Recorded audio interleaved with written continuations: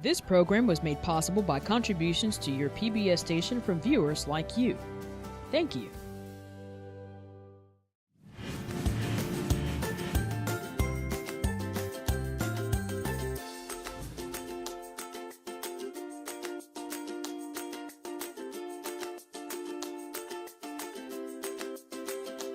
I guess I've probably done more directing than anything else, but I enjoy writing, and I had a great time in the early years when I was doing a lot of designing.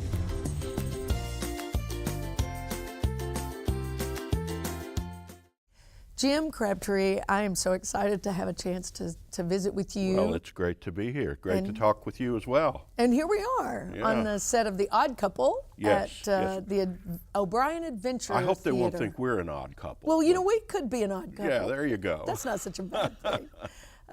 So this is your second theater, the O'Brien Adventure Theater here at the Cumberland County Playhouse. Right. And what an intimate space this is. Yeah, it seats about 250 altogether. And it's a nice, it's known as a black box theater in theater parlance, as opposed to a proscenium theater, which is our main stage. And that seats about 500. The Cumberland County Playhouse in its, I guess, 51st year now. And what do you think your mom and dad, Paul and Mary Crabtree, would think about this playhouse now? Well, I think they've always thought it was kind of amazing. I remember when it got started, after the opening of Tennessee, USA, my mother has told me that they came back down to the house, and my mother said to my father, "You know, nobody could have done it but you, Paul." And she was a great fan of his, professionally as well as personally. And his answer was, well, it couldn't have happened anywhere but Crossville, Tennessee. Wow. And I think that's because of our family roots here, which date back to about 1870. And crucial people in the community, when we moved here temporarily in 1963, right. My grandmother was here. My grandmother grew up here, Eula Bishop Ducey, and she met and married Major Edward Ducey, who came here in about 1911, surveying the first federal highway and the first Tennessee highway, right down Main Street. Is that right? In Cumberland County. And since her father was the editor of the Crossville Chronicle, it made sense for the supervising surveyor of this highway to pay a visit to the newspaper, and that's where my grandfather met my grandmother, in the newspaper. Oh, that office. Is great. So your family's been here that entire time? Well, actually, my great-great-grandparents moved here in 1870. They rode a wagon from Ohio, and they carried with them the first steam sawmill that came into the county.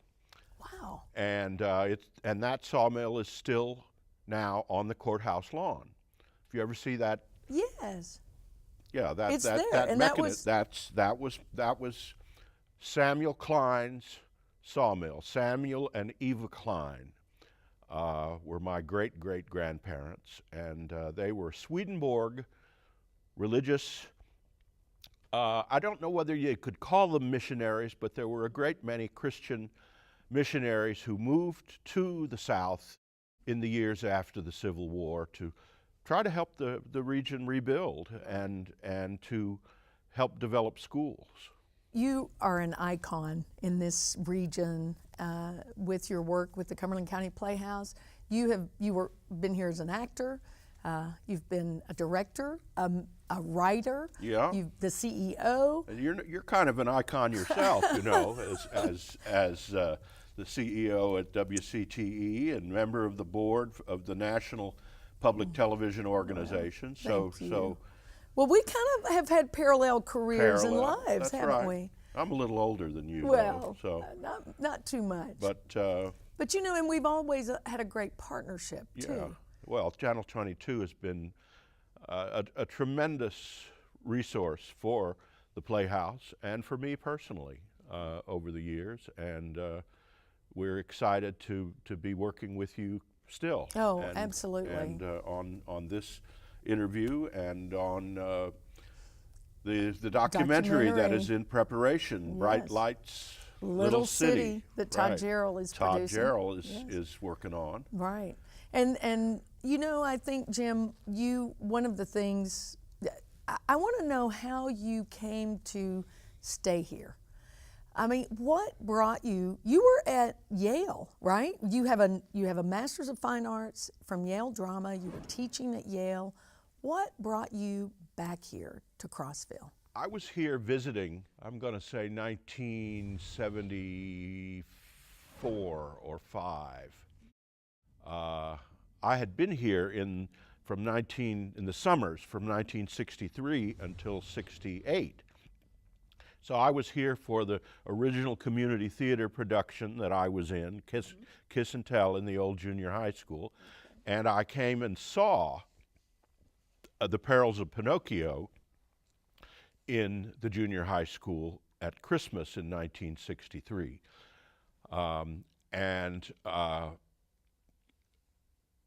But I came back, Annie and I came back on holiday. While I was teaching at Connecticut College, I had amazing things like a summer vacation. Have you ever had a summer vacation while working at WCTE, Becky? No, sir, I have not. I have not. Well, we don't get summer vacations in the theater. No, you do 'cause not. Summer is a time that people like to go out and travel and go to things. So the theater people tend to work on holidays and at vacation times. And but we were back here, and I was helping out with the show at that point.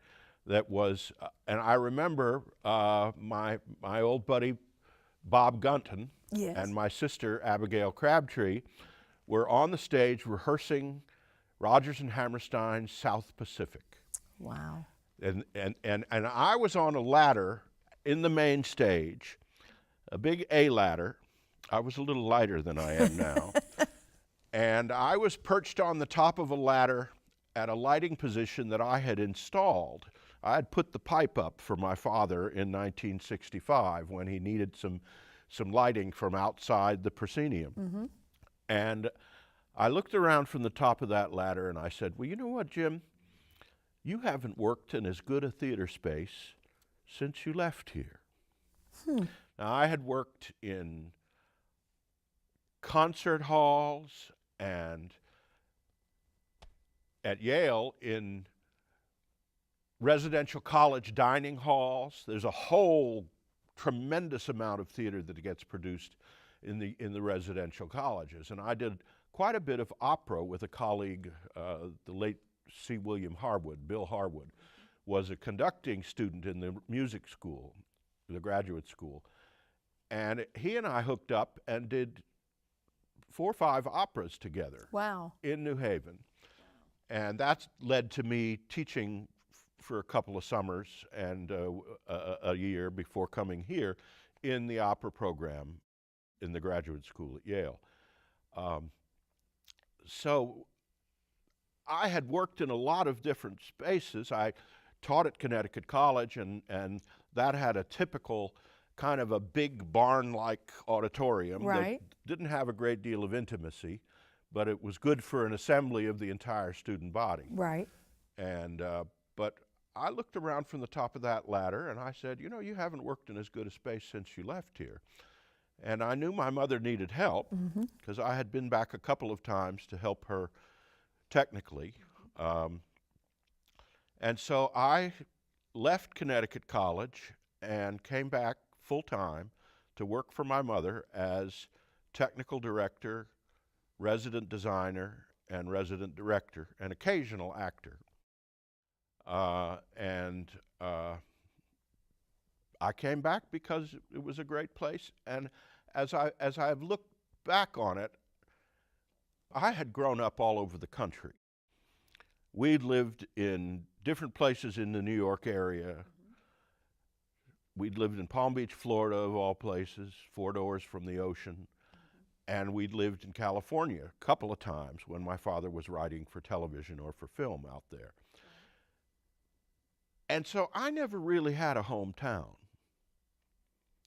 We were itinerant. And the family was always close and together, and we were always comfortable. But I think part of what drew me back here was that Crossville, not only being my family's ancestral home, I kind of got hooked on the small town life as well as getting hooked on the theater as a profession. And prior to that, I had been in the Roman Catholic Seminary for 2 years, studying for the priesthood. Huh. And the Paulist fathers in Baltimore were great, but they made one mistake with both me and Bob Gunton. Because we were both we were in the seminary too, along with Vic Luckritz, who was the choreographer for Tennessee USA. Okay. So the three of us were in the seminary, and we did a couple of skits at what they called Gaudeamus. Uh-huh. The Gaudeamus comes from the Latin song Gaudeamus igitur, Juvenes dum sumus, or something like that. I guess it translates roughly, be joyful, for let us be joyful, for we are young. Mm-hmm. And the Gaudeamus was a celebration and a kind of a holiday at St. Peter's. And Vic Luckritz was a Broadway fan, and he directed a couple of different selections from Broadway shows. I remember he did some selections from Fiorello. And he also did some things in which songs were adapted for humorous intent, kind of like Forbidden Broadway. Sort of parody kind of thing. Yeah, right. And I remember Bob Gunton singing, Mafia, I once joined a gang named Mafia. And so when my father told me that he was looking for a tall, good-looking guitar player who could sing, I said to him, well, you know, there's a guy here. He said, in the seminary? I said, yeah, he's really good. And as it turned out, Dad came to Baltimore in 1960, early 65, I guess it was, after The Perils of Pinocchio, and the theater was under construction. And we went to the science lab. They gave us special permission to stay up late. And we went down to the science lab where we wouldn't disturb anybody, and Bob Gunton sang everything he knew for my dad and won the role of Johnny Timberlake in Tennessee USA. And so we were here for 2 summers, and that gave us a taste of the world that we hadn't had before, and a taste of the theater world. And one by one, we left the Paulist fathers during the novitiate year, the following year. And Vic has passed on, but he became a very successful dentist. And Bob Gunton, of course, is a successful Broadway and film and television actor. Yes, yes. After making his debut, not only in Tennessee USA, but in many other shows here, including the South Pacific that he was rehearsing with Abby when I looked around the theater and said, why don't I come back here? That's so great. 2 questions I have for you. One is, so you mentioned Annie, your wife. And Windrow Crabtree from Columbia, Tennessee. And she was by your side at that moment and has been ever since. Well, yes, and we married in '68. After St. Peter's, I went to MTSU and for 2 years, well, a year and a half, and we met at MTSU before going to graduate school. And Annie is a wonderful musician and pianist and became resident musical director for the Playhouse for many years when we moved here, because there was transition in the staff which created opportunities for us. Sure. And that had to be very special for you, the 2 of you, to be able to work side by side. Great fun. Yeah. Great fun. Difficult? Was it ever difficult? Not really. Not really. I think we have enough mutual respect and for each other, and we each know enough in our areas of specialization that we're a pretty good team. You're a great team, I think. Now, you're the oldest of seven Crabtree children? Oldest of 7, that's right. So what was it like being a Crabtree kid? Well, we had almost our own baseball team. It was fun. And we lived in different places all over the country. We traveled a lot. We used to drive from the New York area right after Christmas to Palm Beach to operate the Palm Beach Playhouse, and then the Royal Poinciana Playhouse that was built and opened in 1957 as the first legitimate theater built in the country in about 50 years. Was it a huge transition for you to leave California and come and live here? Well, it was just another move. Okay. I mean, we had lived, as I say, we had lived in Forest Hills, New York. We'd lived in Pound Ridge, New York. We'd lived in Palm Beach and West Palm Beach, Florida. We moved twice a year, once to Florida and once back. And often we weren't in the same house twice. Right. Eventually, my parents bought a house in Pound Ridge, but then sold it a couple of years later because we moved again to California. So you're an accomplished actor, director, writer, producer. Do you have a favorite of those? Is there something that you prefer over the others? Well, I guess I've probably done more directing than anything else, but I enjoy writing, and I had a great time in the early years when I was doing a lot of designing. And the secret to that is I was teaching at Connecticut College, and I knew I was going to be coming back here, and I knew that there was a need here for scenic design skills. And so I hired a friend of mine named John Scheffler to come to Connecticut College and teach a scenic art class so I could take it. Oh, wow. And I took smart. it, and I learned to paint European style on the floor with long-handled brushes and so forth. And so I was one of the Playhouse's designers in those early years, along with Martha Hill and Grace Harrison, among the founders of the Playhouse, and the founding scenic designers of the Playhouse. One of the things you wrote was a living history series. You wrote about rugby, and you wrote about the homestead. Cumberland homesteads and historic rugby. So why do you think the theater is such an appropriate place for historical drama and musicals? Well, I was simply taking a leaf out of my father's notebook, because he was smart enough to start the theater with an original musical based upon a show that he had written in Florida for a Catholic girls' school. That show was called Dreamland, USA, and it involved the time travel of a young lady back to the beginning of America, and a fantasy, and she had to make her way back through history, and she had the power to change history. She had to make decisions that were made along the way. And in Tennessee, USA, the Willoughby family has to make the decisions. And Dreamland, USA was adapted into Tennessee, USA. Okay. My father did a lot of research on Tennessee history, and he was smarter than I realized, because when he named the leading character Johnny Timberlake, I thought, oh, come on, that's a little bit hokey.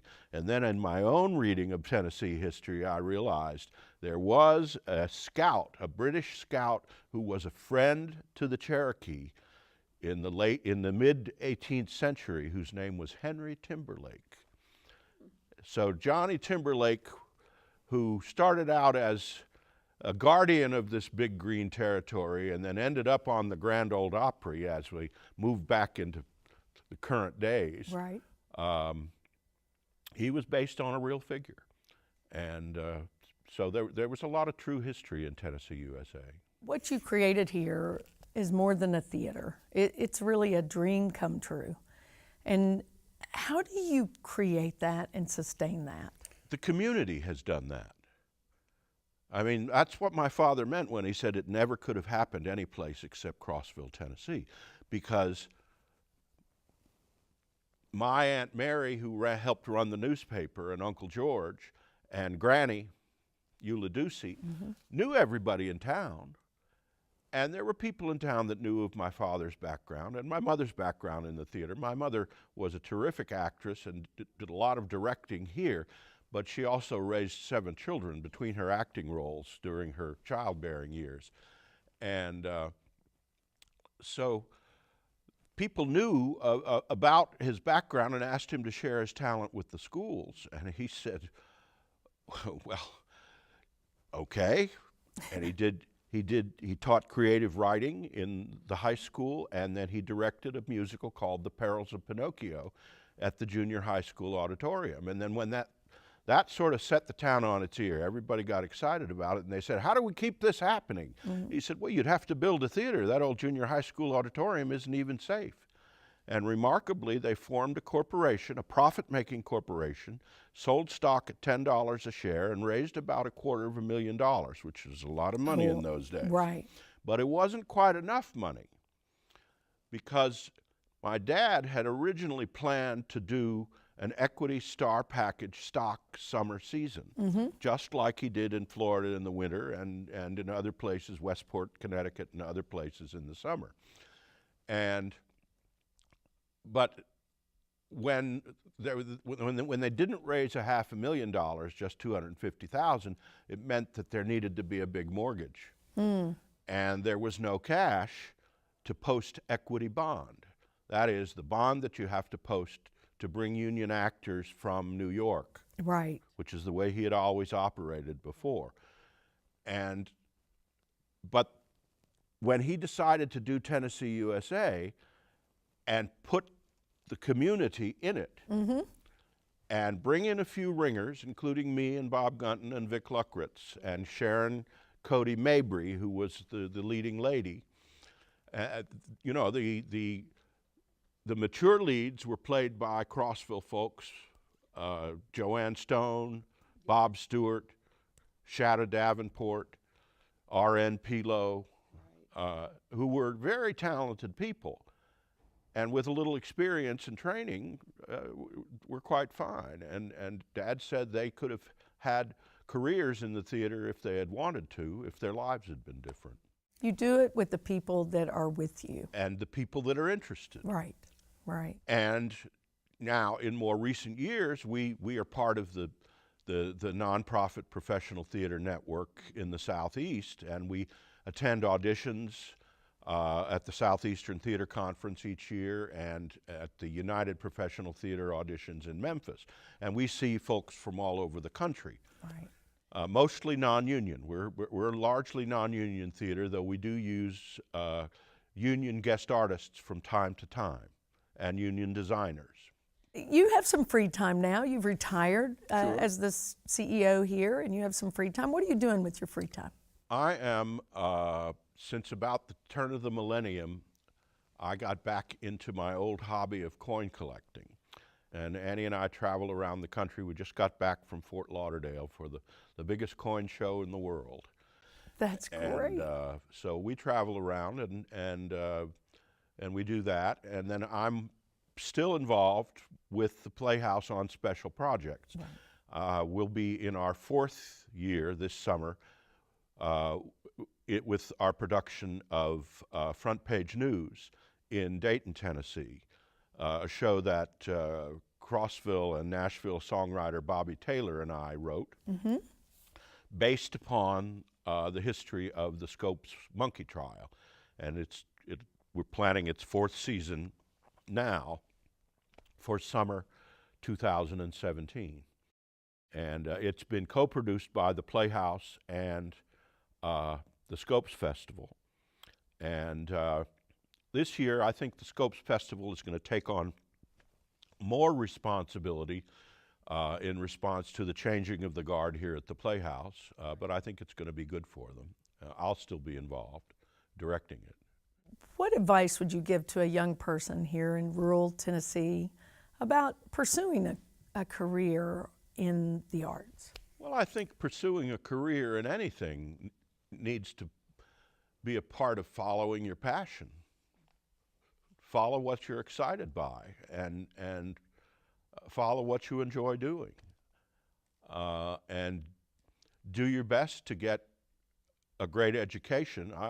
Kids always want to know, you know, how do they get an education in the theater? And I tell them, just get the best general education you can, because the people who are really successful in the commercial theater and in films, what do they do when they are powerful enough to do whatever they want? Well, they write, they direct, they produce projects, they develop original material and so forth. So they need historical knowledge, they need literary knowledge, they need business knowledge. And so just get the best general education you can and find the opportunities to work alongside professionals in the field that you're interested in. Well, Jim, we are out of time, but I am so grateful to you. My pleasure. I look forward to seeing more of you. Okay. I want to see you on stage, and hopefully. Well, you better tell Britt and Bryce. I will tell Bryce McDonald. Okay. We're proud of him too. So Okay. Thank you. Thank you. My pleasure.